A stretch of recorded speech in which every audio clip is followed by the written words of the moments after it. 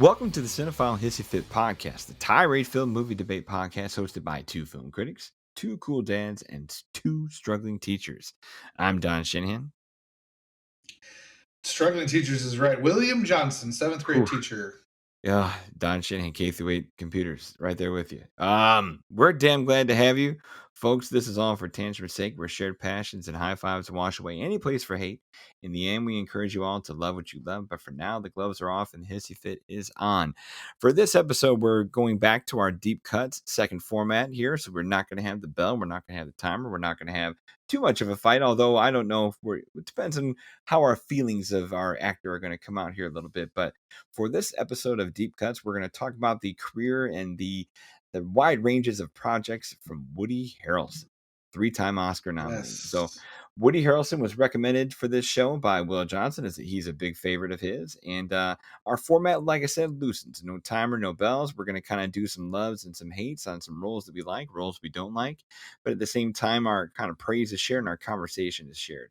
The timer is off. At the same time, our goal, like I said, with the theme of the show is to kind of do deep cuts, not kind of bring out the obvious. So for Woody Harrelson, there's definitely some places to go because he has done a lot. He certainly has. Now, the reason why I brought him up is I've talked about this before. People who know me, you guys know I'm a Marvel head, and I read a lot of comics before I became a big Marvel movie fan. Two characters I hate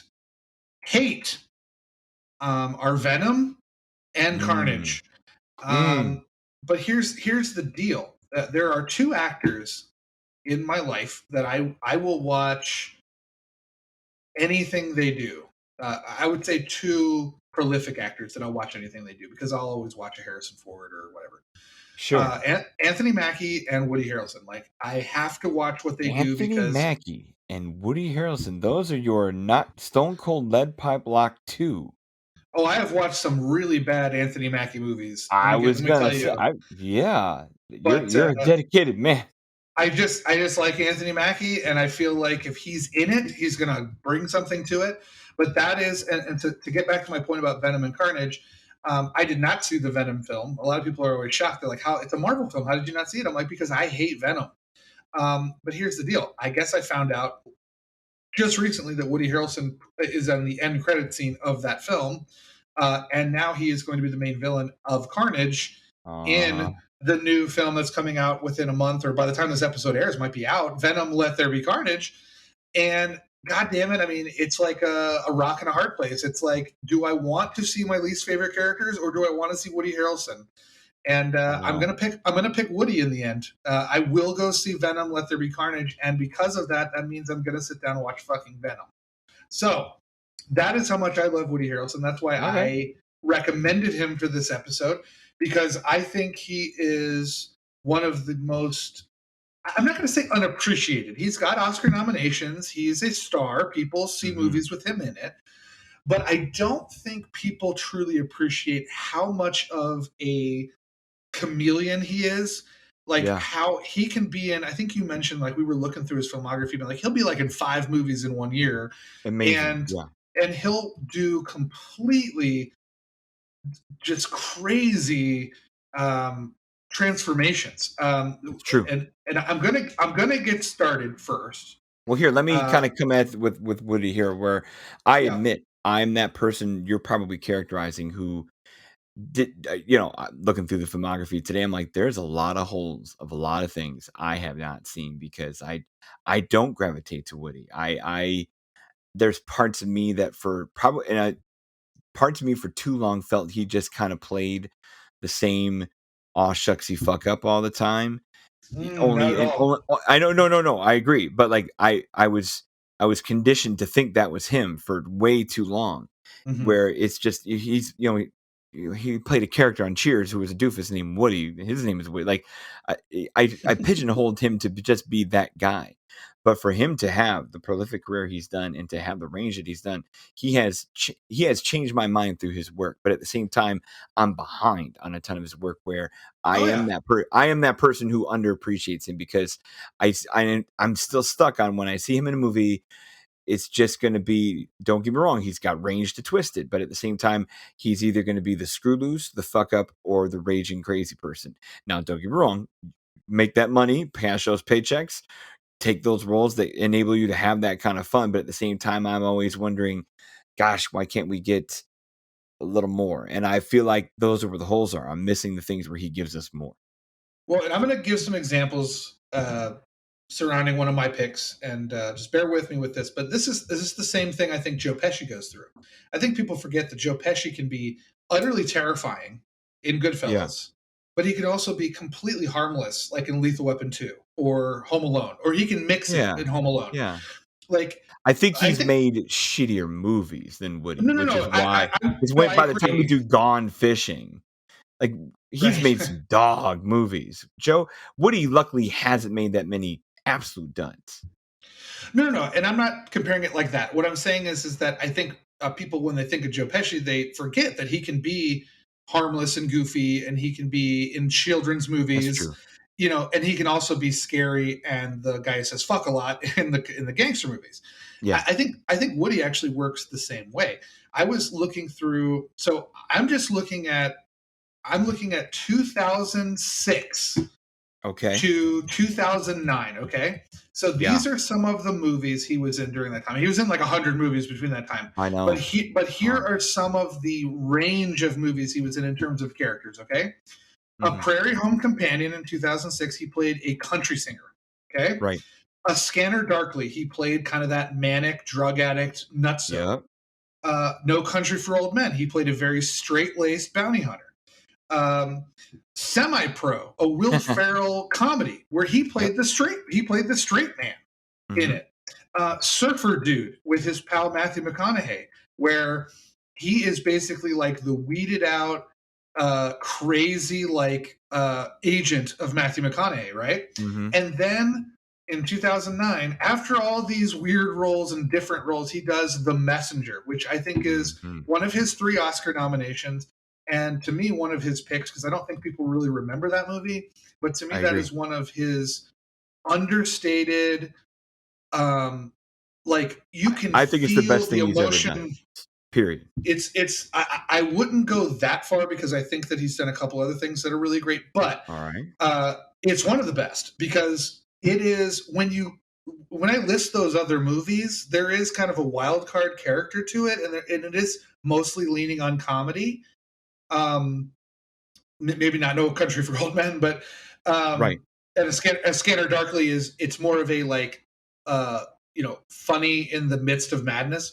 But Yeah. Yeah. those Yeah. are all completely different performances, and then you get this Oscar-nominated performance where he's got everything boiling inside him. Everything is inside his soul. He's very, Hmm. for those who don't know what The Messenger is, because I don't think it's a very popular movie. It is sure Um, not. he plays a character. He's kind of the experienced. I don't know what they are, Army or Marines or whatever, but I don't know what branch of the military they're in. But basically, him It and is U.S. is Army. Just to yeah. U.S. It's Army. U.S. Army and Ben Foster. You're right. Ben Foster is kind of this rookie at this job where they have to go tell families that their loved one has died in the wars abroad. And I mean, that's harrowing enough. But then you also kind of learn about these characters. You learn how damaged they are from their experiences, their expectations of what they should be, what a man should be, what a military man should be. Um, you know, so it's an understated, boiling performance that was just excellent. And so I picked The Messenger as one of my understated ones. I know he was nominated for an Oscar for it, but I show it in comparison within that 4 year stretch. I mean, if you, I think on Instagram a while back, of I put a picture of Woody Harrelson in Surfer Dude next to a picture of him in The Messenger, Yeah. and it's like 2 different people. And Oh, that is totally. the essence of an actor to No, me. you're saying it with the It, chameleon stuff because I mean, even after that in 2009, it's Zombieland in 2012, where he's yeah, screw loose conspiracy theory guy, and then the most, the funniest redneck you're ever going to meet in a movie. So, oh yeah, and then and the then guy and can then do it all. and then shortly after that, my second pick is Rampart. Have you seen Mm, Rampart? I have not. That's a hole for me.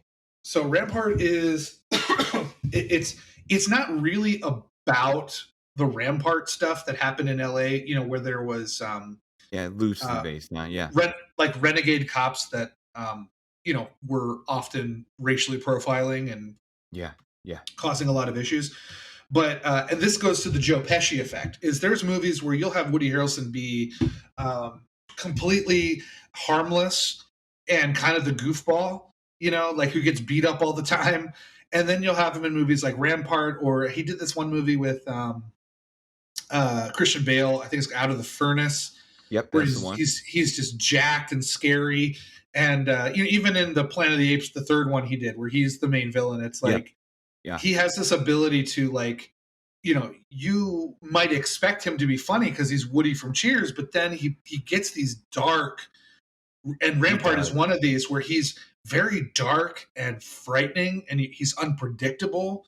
He really gets lost in the roles, and that's why I think he's a great actor that doesn't get the appreciation, because Rampart in particular, um, it's like a fever dream. Like he never sleeps, he never eats, and he's this cop on the edge. He's got two wives. He's like in a polygamous relationship, Uh-huh.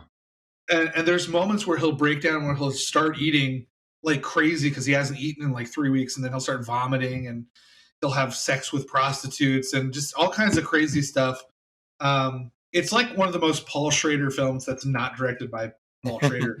I Yeah. actually think it's the same director and writer as The Messenger, so it has kind of that very Yeah, gritty. 'cause I think Ben Foster's Um, back in there. Let's see here, he it's directed is, by yep, he Oren is. Moverman, and Oren Moverman did he did The Messenger, he did Rampart, and he since has done, Time Out of Mind, The Dinner, a couple different things. Like, he's done more writing and producing than he's done directing, but he's a solid guy. I think of him from, or at least Oren, the guy, Love and Mercy, the John Cusack, Beach Boys one. Very good. Hmm.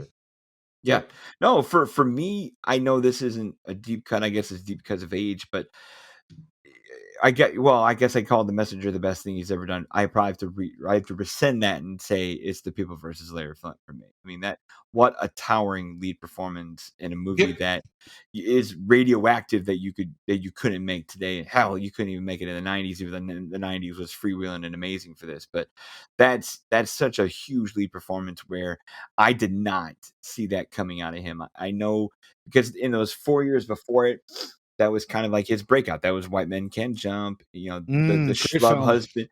Oh yeah, but he's the schlub husband in Indecent Proposal. Natural Born Killers, of course, kind of everybody's in it because it's an Oliver Stone movie.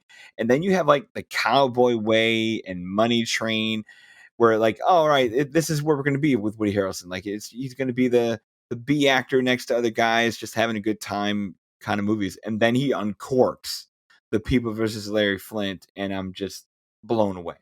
What Well, what a what a what yeah. a stud performance! What an amazing thing! And full biopic, full epic, a dream of a part that guys today would kill for. Well, and it's funny because he finished filming Cheers in '93. Okay, Yeah. so I remember there was this Cheers finale. It's kind of infamous. Jay Leno filmed at the Cheers bar Uh huh. on the last day when the final episode premiered, and it's kind of infamous because all of the Cheers actors are blitzed. Like you can watch it on YouTube. They are drunk out of their minds. Uh huh. They're crazy. And Jay Leno's actually trying to have an interview and no one's taking it seriously. But at one point, Jay Leno asks, like, hey, what are you guys working on now that the show's over? And Woody Harrelson says, oh, I'm on the set of an Oliver Stone movie. And this is kind of when Oliver Hmm. Stone still had an edge, Yeah. and Definitely still had an edge. all the castmates, I remember like George Wendt and Ted Danson were like, ooh, big shot, in your Oliver Stone movie. They're all drunk razzing each other, but you got to hand it to Oliver Stone because I think people forget this. Cheers ends in '93 and Natural Born Killers comes out in '94, and you're like, this is Woody from Cheers. You know what I mean? I Like know. it's how did Oliver Stone see that? You know what I I mean? Like know, how because if all your sample size was like Wildcats and Cheers, I don't know how you get that. yeah, because Same here. because White Man Can't Jump is a fantastic film. I love him in that Yeah, movie. I but think him and simple movie, it's a simple movie, and plus it's a comedy Yeah. basically. And so he's at that point, he's doing White Man Can't Jump. He's still on Cheers, so he's not Mhm. like reaching for the stars in terms No, of no, not at all. going for something different. Indecent Proposal comes out the same year Cheers ends. That is a very more dramatic performance. Yep, He's a a very bold step. lost soul in it. Mhm. Um, it's a step, but then keeping on this trend of him Mhm. just taking these roles, like I'm going to look at everything leading up to People versus Larry Flint. So he does The Cowboy Way with Kiefer Sutherland, where he Yeah, plays a buddy country picture. cowboy. He does Sure. Natural Born Killers. Then he does kind of a basic White Man Can't Jump reunion with Money Train, kind of a Yeah, check, obviously like a check cashing action movie. sure. Then he does another comedic role that is against the Woody type is Kingpin. I don't know if you've ever seen Kingpin, I love Kingpin. but Kingpin Hilarious. is freaking hilarious, and it is such a gross movie. And him and Bill Murray in that movie are so Uh-huh. disgusting. Yes. Um, but see, that's comedy in a different realm. Like that's not Uh-huh. wholesome Woody from Cheers. No, that's That's Fairly Brothers stuff right there. yeah, Yeah. and then he does People versus Larry Flint, and you're like, holy shit! Like this guy Uh-huh. knows how to freaking act. Like like it's not that he wasn't a good actor because he's my favorite character next to Frasier from Cheers. Yeah, Um, but of all the people from that show, he he was the sidekick. Yet he's right, the biggest thing to come out of that show with all of the other people in that show who've gone on. I mean, I guess Ted Danson is the TV king. Like he just keeps showing up in series as not doing guest things, but still doing lead things, and he's sure. great. And Kelsey's done a bit of everything, but you have to say Woody is the most successful person to come out of that show. Oh no, because yeah, Ted Danson tried the movie thing. He had a Yep. couple of decent things. He had a very, very Oscar baity movie with Jack Lemmon called Dad. Oh gosh, Um, yeah. Yep. and we were talking about Backdraft having a manipulative score. Watch Uh-huh. fucking Dad, dude. Oh my god. But he also had like what was the one he did with Whoopi Goldberg in the middle of their affair? Oh, Lost. right, it was Well, yeah. he just I don't know he what it did. was called, but it was like you said, manipulative, weak, playing on their relationship. Wasn't very good. Yeah, and then I mean, you could say that what's his name? Cliff has the best career because he's in every Pixar movie, so therefore he's making Yeah, bank. but But sure. not the same. But no, yeah, there's no doubt that he came out of it probably. I mean, Kelsey Grammer, he had a couple of movies, like I remember he had like Down Periscope Yeah, and stuff sure. like that. But he And of mainly course became a Frasier, but yeah. well Frasier, but he also now he's kind of like a Expendables 3 money plane. Yeah. He's not going to lead your film. No, no. Woody Woody is is going to out here still crushing it. Woody can lead a film. He can be a side character. He can have Right. cameos. Like he's one of the. I'm not a big No Country for Old Men fan, Me neither. but he's only in like 2 scenes. But I love those 2 scenes because he's Those 2 great. scenes are You know? damn good. I Yeah. mean, he can literally work with anybody. It's You can true. throw him up against any actor. Like you never feel. We were talking. I hate to keep dogging on Backdraft, but one of one of the things we talked about in our Backdraft episode was that you've got William Baldwin against all these legends. I know. Like you never have to worry about throwing Woody Harrelson in with an No. actor, and you don't think he will live up to the expectation. Yeah, Like he can he can hang. go with anybody. But I mean, so you've got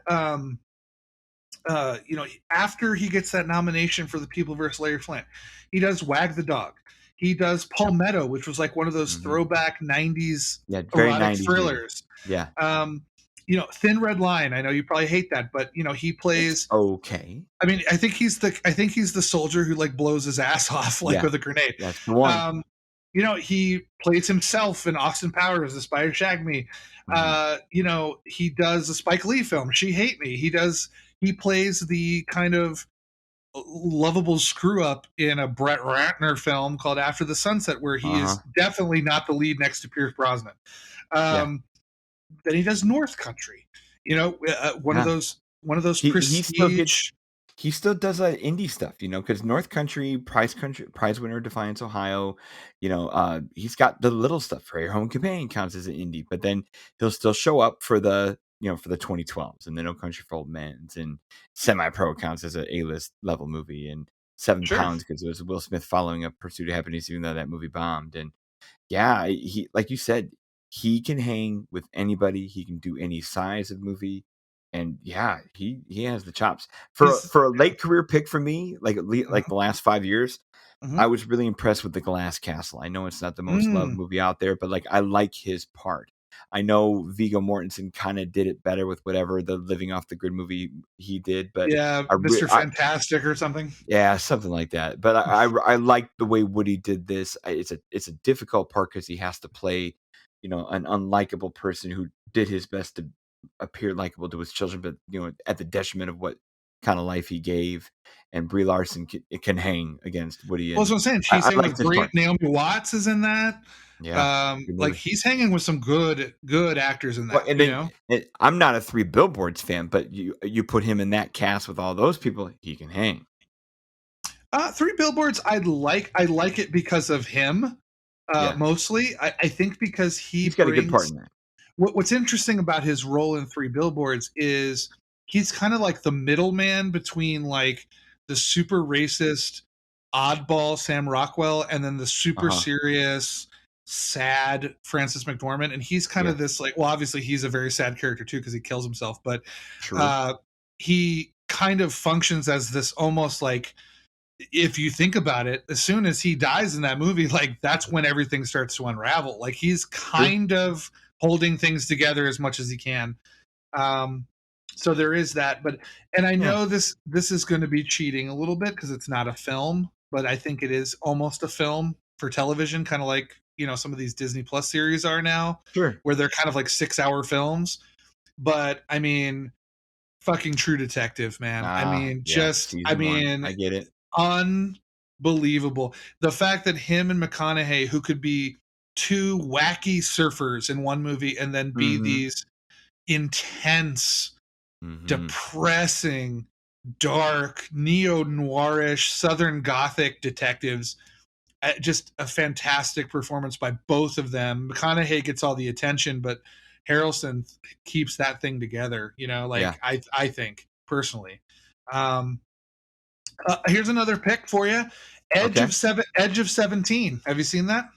I've seen bits and pieces, I've not seen the whole thing, but, isn't he like the school teacher for the 2 of us here? He is an English teacher in that, and it makes me laugh because he's more like you in the fact that he's got a lot of experience. Like I Yeah. watched the film in my first year of teaching, and I was like, is this what it's going to be like? Like he plays this teacher who's you can tell he cares, but Yeah, he's also like, fuck this, I'm going to play a video today. Like he's very yeah, like, kind of beaten down by the system. He's been teaching for so long that he knows what boundaries to push and what not to push. And you're talking about, and this I think is my point about Woody, that I'll make in a second, is he's so natural with so many great actors. And in The Edge of 17, he is with a great actress, which is Haley mhm, Steinfeld. mhm, Um, I honestly think she's a fantastic actor. mhm. Um, and kind of like with Three Billboards, it's like you can rely on Woody. It's almost like in a football game, if there's a good referee, you never notice him. That's You right. only notice a referee when they fuck up, right? Yeah, yeah, So with Woody Harrelson, it's like, yeah, Francis McDormand and Sam Rockwell win Oscars. He doesn't. It's like you forget that like he's kind of just as good as them, but he's so reliable and he's just Woody that I think sometimes we don't give him the props I that he agree. gets. Like Edge of 17, he is very much like the emotional core of that. He really guides that Haley Steinfeld character. But what's going to happen is, and deservedly so because he's a minor character in it, Haley Steinfeld gets all the attention. Like Yeah, I think a lot of these films, I haven't seen all the Hunger Game films, you're not missing anything. I saw the first one. He's the best part of the first one. He is the best Like, part of the first but one. he'll Agreed. never. But who gets all the attention is Jennifer Yeah, Lawrence, Jennifer and Lawrence, yeah. maybe that's because she's bigger personality, sexier. But I think of all these movies that he's been in where someone else wins an Oscar, Mhm. and it frustrates me because it's like this guy is Hey, come making on, amazing work. Yeah, I feel like he's the kinda guy who has enough insider respect where the r his is coming. It'll Mhm. probably be for something not as good as the movies we're citing, but it'll be just due, and it'll be for something good enough, and we'll all look back and go, "Hey, the right guy, after years of toiling and improving other people around him, got his Oscar." It's a Yeah. matter of time. His is coming. Now, I want to know if you've seen this one. Okay. This is actually a very bizarre film. And when I posted on Facebook that I watched it last year, people Okay. were like, I've never even heard of this. Have you heard of his film, his only directorial film called Lost in London? Have you heard of that film? No, but I'm clicking on it now to take a peek here. Tell me about Lost in London. All right. So Lost in London was this experimental idea. So he filmed it live in London. And we're not talking about live in one room. He literally shut down entire parts of London and filmed a live action, beat for beat live film that he broadcast live in theaters. Wow. So it was, to him, as he says in the making of, it was essentially a stage performance that happens to take place in one take. It's not 1917 with hidden cuts. Yeah. It's not a Martin Scorsese where it's 15 minutes here, 15 minutes there, Yeah, or it's 100 minutes. Yeah, it's a they're not playing around. it's literally 100-minute one take live performance of about his life, something that truly happened to him. He was doing a play in London. He got drunk after the play, ended up somehow in a fivesome with a bunch of prostitutes, got arrested. He escaped from the cops. He ran down the street drunk and naked. He got put in prison. He said he saw an angel of Willie Nelson. So he basically depicts that as kind of a hey, remember when I was this crazy? It's kind of this weird dedication to his wife. But to me, it's not only is it wonderfully acted, because you're watching this guy go from, he literally, you start the film out with him on stage performing a play. So you've got a whole theater full of extras. You're in a play. The camera follows him backstage. It follows him down streets. It follows him through discotheques, follows him in taxis, in the police station. Just the amount of work that had to go in to make this possible. And it was live. So it was broadcast once. I mean, you can watch it now. You can watch it on Amazon, and you're getting that live performance. But you got to remember, when you watch it, the context of it. You can't fuck up, because this is 100 straight minutes of one take. And this is live, and this is moving parts. You've got literally actors waiting down the street for an hour waiting for their part, and it's flawless. It's a fantastic film. It's hilarious. It's heartbreaking. It's depressing. Owen Wilson shows up in it, and him and Woody have this fight about their careers. He talks about how there's a scene in there where Owen Wilson is talking about his who's the guy he's always in, Wes Anderson, right? He's on all Wes Anderson films. Yes, and Woody's like, I'm not in any of those fucking films because they're just too precious. And they have this big fight over it. It's just a great film. It's very aware of itself.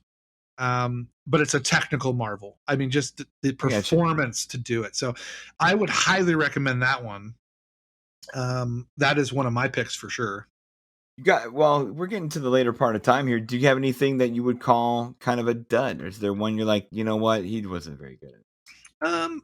Well, like we talked about with Sigourney Weaver, and I'm sorry I'm dominating the Woody character, but he's literally probably next to Harrison Ford and a couple other guys, my favorite actor of all time. So I love him in everything. There's certain movies, he does pick some movies where you're I mentioned he's the best part of it, but they're not great. Let's see. I'm just looking at his most recent output. Let's see. We've got 7 Psychopaths. Well, not even that, because that has a little bit of indie cred because it was from the guy who did In Bruges, but Midway. The Highwaymen on Netflix, a fine film, but nothing spectacular. We're going to say this with Venom really soon. Venom, probably. Solo, he's the best part of Solo. He is the best part of Solo for sure. War But the of the movie, Planet you're of the like, "Oh, what are you doing here?" Yeah. Exactly. War of the Planet of the Apes, and the Now You See Me films, the Hunger Game films. Yeah. You're kind of like, all right, fine, whatever. Like it doesn't like they don't. Cash your paycheck, yep. Yeah, and that's fine. 2012 is a great example. Like, That's another one. Zombieland. I haven't actually seen the two Zombieland films, so Ooh, that's I a think you get bizarre as one. a Woody fan, you'll love it. Yeah, he looks really fun in that, but Alright. yeah, he just has there is a bunch of stuff where you're kind of like, all right, okay, Mhm. interesting. Anger Management. He was in a terrible film with Yeah. Adam Sandler and Jack Nicholson. Uh-huh. Um, Not a very good film, Play It to though. the Bone is a movie where it's Ooh, it's that's it rough. is completely saved by him in it. Him Yes, and true Antonio again. Banderas have a very good Mhm. and Lolita Davidovich, who I never think gets Yeah, enough credit. She's very good in it, but the movie is terrible. yeah, Ed TV is an awful film, but yeah. his He's his alright. chemistry his chemistry with Matthew McConaughey is excellent in it. Mhm. I mean, I It's could because just it's go. a Ron Howard movie, remember? Wink, wink. Oh fuck, he did Ed TV. He did Ed TV. No wonder that movie blows. All right, See, it's all full circle tonight, look at that. but yeah, I mean, yeah, Wildcats was his first film. So, like you said, his name was Yeah. Krasinski in Wildcats. But yeah, I mean, somebody out there, some great casting agent, some great agent, or Oliver Stone Mhm. himself looked at that goofy, dumbass Woody on Cheers I and know. said he's going to be Natural Born Killers, and I think that just got the ball rolling. It Uh, did, to make him a truly great actor. and he's there. I mean, my goodness, look, I mean, I cannot dispute the prolific work he's done and the business he does, and like you Mm-hmm. said, high, low, he is not afraid to take a strong project, and outside of it, I have to tip my hat to the guy. I mean, he's a fantastic activist and person on he's a fantastic person outside of movies as well as he is inside movies. I like the causes he fights for. I like the stances he takes. I mean, he's bold. He's bold and unique off screen as much as he is on screen. And he currently has, I mean, he's got Venom, Let There Be Carnage coming out in a month Yeah. from the time of this recording. He's got 1, 2, 3 films that are either in post production or pre production. He's got 2 TV series that are filming or in pre Ooh. production. He's playing Timothy Leary in a series called The Most Dangerous Man in America. All right. And he's playing E. Howard Hunt in a series called The White House Plumbers. Oh, I know nothing about that. I'm assuming it has something to do with Nixon, maybe. yeah, it sounds about But right. I just like I said, I will. Have I seen every Woody Harrelson film? Absolutely not. It's impossible. He's like Samuel L. Jackson. It's It's a nearly lot. impossible. I mean, he's got 106 acting credits. Um, so I have not seen them all. However, when I go on my Letterboxd, it makes sense that the 4 most viewed actors in my life are Samuel L. Jackson, Harrison Ford, Woody Harrelson, and Robert De Niro. Not bad. That's how it goes. Yeah, I think De Niro's my number one. It's hard because De Niro's, like you said, long and he's been in everything. So cool, man. Yep. This was a good talk on Woody. Loved it. Yeah, it was kind of a not much of a hissy fit and more of a William just talks about Woody Harrelson while Don listens episode. You know But what? We I need can't those. I can't tell you how much I love Woody. I just think he's a fantastic, wonderful actor. I could talk about him all day. Go for it. Well, no, let's not go for it. Let's end the No, episode. no, no, no. Yeah, yeah, yeah. Hit us with the ad. So please follow us on Twitter at Cinephile Fit and on Facebook at Cinephile Hissy Fits Podcast. Also find us both on Letterboxd. Thank you so much for your captive audience and social media participation. Cinephile Hissy Fits is a 25YL media podcast brought to you by RuminationsRadioNetwork.com. Please visit, rate, review, and subscribe. If you enjoyed this show, we have more Where That Came From with interesting hosts and wonderful guests. All available on iTunes, Spotify, and anywhere you find your favorite shows.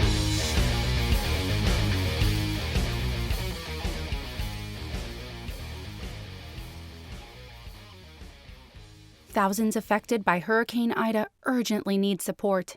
Your donation can help the American Red Cross provide warm meals, shelter, and hope to these families. Please donate today. Go to redcross.org or call 1-800-RED-CROSS to donate to Hurricane Ida.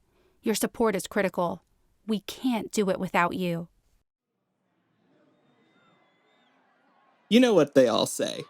Fantasy football is like a box of chocolates. And I know you. You love fantasy football. And you love chocolates. Well, 25 Yards Later is a fantasy football podcast with top-notch analysis, earworm music, and plenty of laughs.